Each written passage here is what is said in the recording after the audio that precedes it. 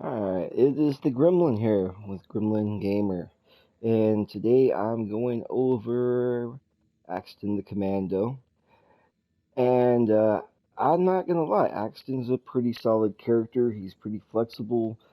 He pretty much fits any role. I'll be honest, I haven't looked at this in a while, so I'll have to see if there's any direct support things he has. I do think of one, but it unfortunately is not particularly good, unfortunately. It was a good idea, it just didn't really work very well. So let's start with his action skill, which is the Saber Turret.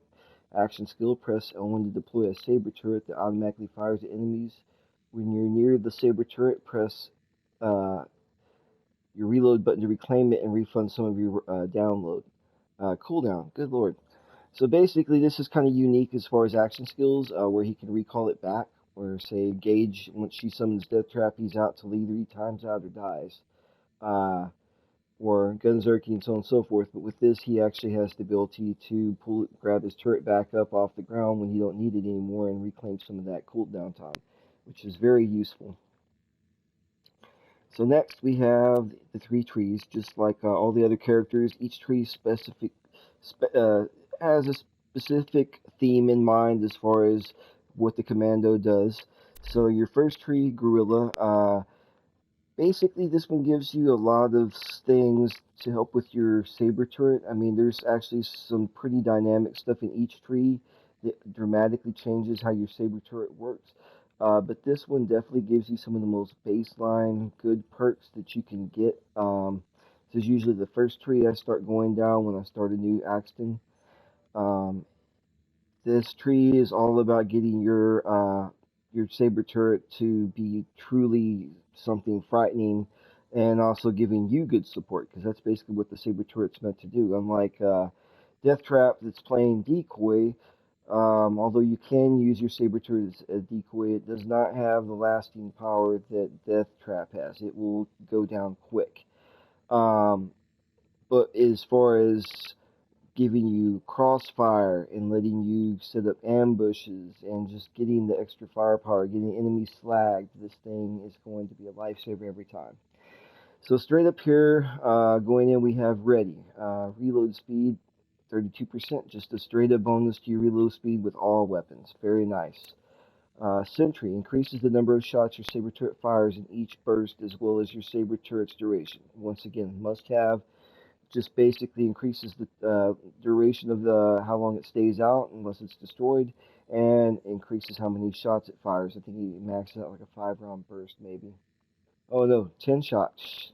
That is with the class mod, so I think it is like a 5 shot when you don't have the class mod, giving the extra points on there. So next we have laser sight, increases the accuracy of your saber turret. Once again, really worth getting, because otherwise this thing does not have very good accuracy. Unless the enemies are right in your face, it's not going to be hitting too much. Next, we have Willing, improves your shield recharge rate and shield recharge delay. This is very useful because it pairs with his healing ability. Basically, your shields are going to be up quick with most cases. So next we have Able.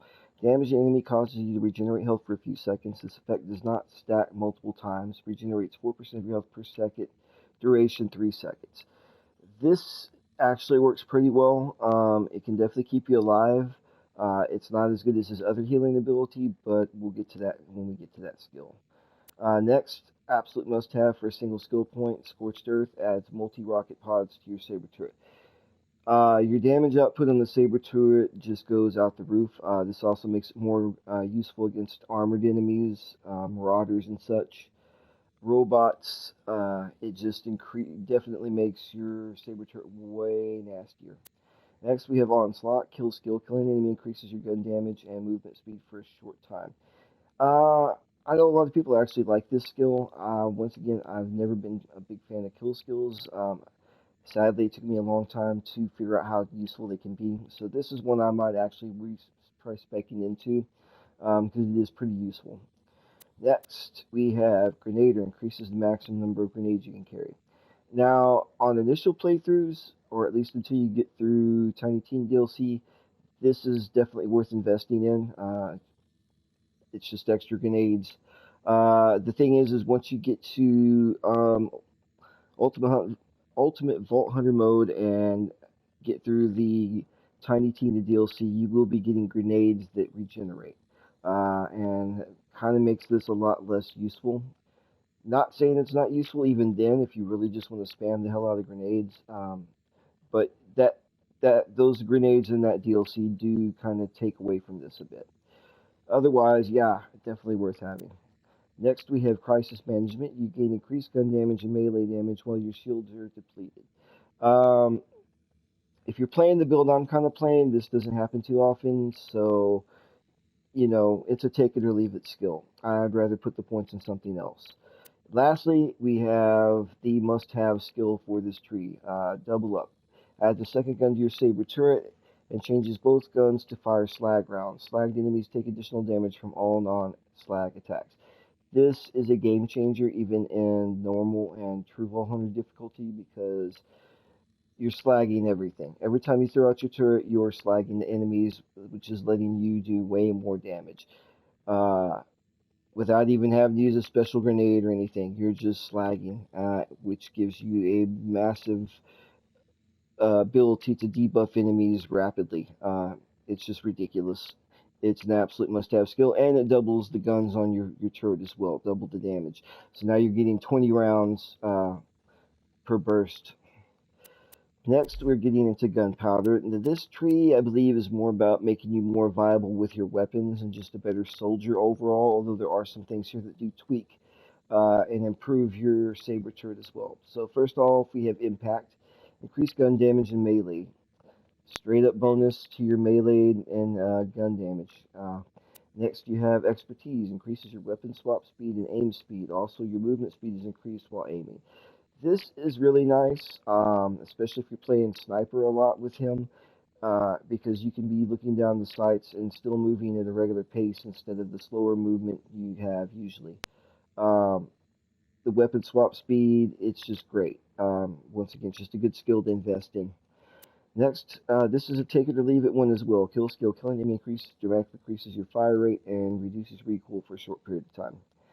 It just kind of depends on what you're using. Personally, I don't find it to be that big of an issue, but some people like that added fire rate. Next is overloaded, increases magazine size with assault rifles. If you're playing a lot of, if you're using things like that, this could definitely be useful.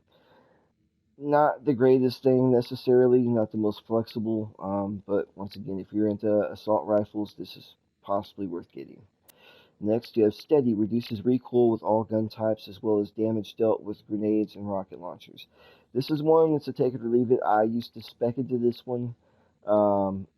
It's not bad. It's actually some pretty good add-on here as far as giving you better grenade damage and rocket launcher damage, but not necessarily explosive damage, which would be a different thing altogether. Not bad, but it's a different type of damage type versus what I would be looking for. Next, this is a must-have for the most part. This gives you a lot more versatility with your saber turret. Longbow turret, your saber turret can be deployed using longbow technology, allowing you to deploy it much further away. Also increases the maximum health of your saber turret. So once again, this allows you, you'll notice you really can't chunk it too far from yourself, which makes it harder to create crossfire situations or even to use it as a decoy to draw attention away from you. Um, this allows you to put it dramatically further away from you, as well as increasing the health on it, which is very nice. And this will become very useful with another skill on this tree that we'll get to shortly. So let's see, where does that put us? Alright, another good single point skill to get. Do or Die allows you to throw grenades while in fight for your life. Also increases damage dealt with grenades and rocket launchers. Single point, can't go wrong with this. Much like rocket launchers, grenades are a good way to try and get out of a fight for your life because they do so much damage up front. And to be able to chuck grenades and fight for your life, yeah, it will save you. It will get you out of a pinch more times than I can say. Not to mention the added 10% to grenades and launchers is not bad either. So next we have Call Duty Calls. Increases the gun damage and fire rate of non-elemental guns. Now, this is another one that you could definitely, I may even invest more into over time because don't actually have him to level 80 yet. Um, but this does actually technically apply to Torg guns. Torg guns are considered non-elemental, so they do still get this bonus, um, which is nice. And never mind, you can go for a straight up Jacob's Torg build, focused build with Axton and just completely wreck house. I mean, elemental damage is great, but Axton is definitely a good character that, much like Krieg, you can actually go for more of an explosive focused build on him, letting him really take and run with that, which is kind of what I've been doing with this guy. So next, we have Ranger, makes you better at just about everything. So this gives you a pretty nice little bump across the board on all of these different your gun damage, accuracy, crit, fire rate, so on and so forth. The thing is that through badass rank, you'll be able to get these exact same things, but at much larger scales. So it's really hard to justify investing too much into that skill. At least if you've been playing for a long time. If you're new, then yeah, it might be worth it. Lastly, this is a fun one, not particularly useful, but it is fun. Deploying your saber turret sets off a small nuclear blast. So this is combined with this, although I think you can even do it at short range without the longbow. But basically, when you chuck out your turret, it creates a small nuclear explosion. It looks cool as hell, especially with the longbow. It is good, decent on the first difficulty playthrough if you're just trying to clear a low level or mid level mob. But it's just also putting your turret right there in the midst of the enemy, and if there's enough of them, they will end up destroying it. So, it's fun to toy with, but not something you really want to go for. So last we have survival, which obviously that is what this tree is more focused on, similar to Salvador. A lot of the skills in this tree are focused more on staying alive, although it does have an important add-on that works with our longbow feature over here. So first we have health. Increases maximum health by 30%. Preparation increases your shield capacity. Also, while your shield is full, you regenerate health. This is the skill I was talking about before. Um, this is a really useful skill, especially if you can duck and cover. Like I said, it does pair well with this one over here. Where did it go? Yeah, where you're getting that recharge rate and delay so that your shields are, when they're going up quick. Certain shields you can find, like the Broken Sash, quick shields, are really crazy to use on him because basically they will almost constantly be up. As soon as he gets hit, it's back up. It's a little risky because sometimes if you get hit with like a big explosion, it can deplete health as well and possibly knock you into fight for your life. But if you're getting hit with bullets, it's surprising how quick this thing will take a bullet and be right back up. But that said, you know, it doesn't matter what type of shield you're working. If it's at max, if you're shielded so that you're hiding and you're not taking fire, as long as your shield's at max, you're gonna heal. Once again, extremely useful, very similar to Gage's ability as long as her magazines are full. Next, we have pressure, improves your reload speed and shield recharge delay based on how much health you have. The lower your health, the higher the bonus. When we already have this, I don't really see the point in investing in this. It can be useful, but it's really all it is just increasing reload speed and shield recharge delay. And like I said, with these skills over here, it's going to already be pretty fast. Alright, so next we have Last Ditch Effort. Increases your gun damage and movement speed while in fight for your life. Not a bad skill. Not great, but not bad. It will significantly improve how quick you move around when you're in fight for your life, but you are still literally dragging yourself around. I've used it in the past. I think there's better skills to invest in than that one. That's just me. Next, we have Forbearance. Reduces the duration of enemy elemental status effects on you. Additionally, increases maximum health. Once again, this is kind of similar to the skill that Salvador has, just giving you a nice